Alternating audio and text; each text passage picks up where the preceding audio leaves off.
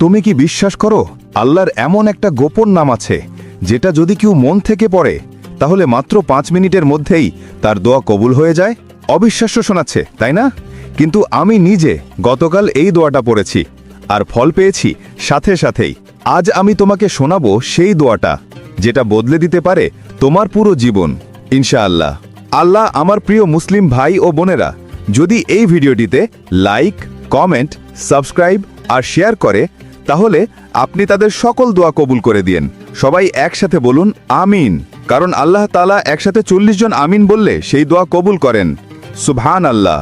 আল্লাহ তাআলার এমন এক গোপন নাম আছে যার মাধ্যমে কোনো দোয়া করলে তা কখনো ফিরিয়ে দেওয়া হয় না, যাকে ইসমে আজম বলা হয়, অর্থাৎ আল্লাহর সর্বশ্রেষ্ঠ নাম।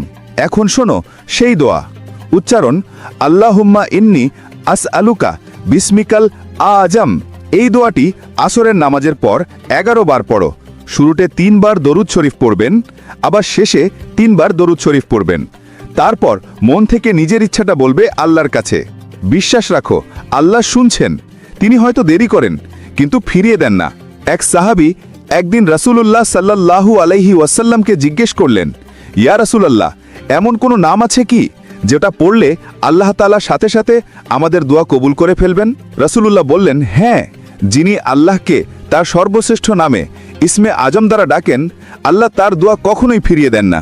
আমি তোমাদের সত্যি কথা বলি, আমার জীবনে কয়েকদিন যাবৎ খুব কঠিন সময় কাটছিল। হাতে কোনো টাকা ছিল না, কাজও ছিল না। এক রাতে ইউটিউবেই এই দোয়াটা শুনে মন থেকে পড়েছিলাম, আল্লাহুম্মা ইন্নী আসআলুকা বিসমিকাল আজম। পরের দিন একদম অলৌকিকভাবে একজন পাওনাদার আমার পাওনা টাকা ফিরিয়ে দিল আমাকে।